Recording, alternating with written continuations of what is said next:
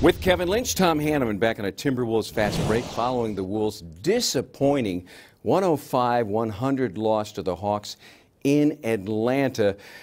Kevin, this is a team, the Wolves, that prided themselves on making very few mistakes this year, and yet in the closing moments of this game, too many mistakes, and it cost them. Yeah, it came out all at the end of one game here against Atlanta. Not a very good team. Just put this game onto another a larger pile of bad Eastern Conference losses on the road, whether you want to talk Orlando or Brooklyn.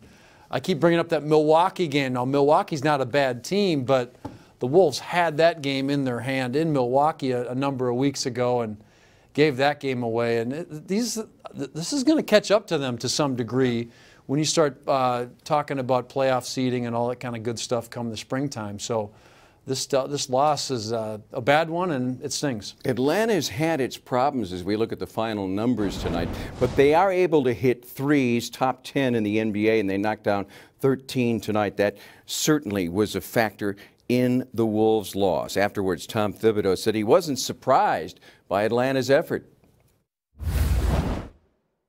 Every team is capable of beating you. It's, you know, if you're in the pros, you're in the NBA, you're a great player. So you see it all the time.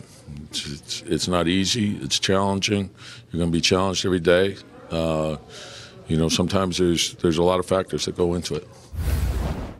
No rest for the weary. Timberwolves on the road tomorrow night in Toronto, then back home Thursday when the Milwaukee Bucks come to Target Center. Saturday, a showdown against New Orleans. So this Toronto team, the Wolves beat 9 days ago at Target Center.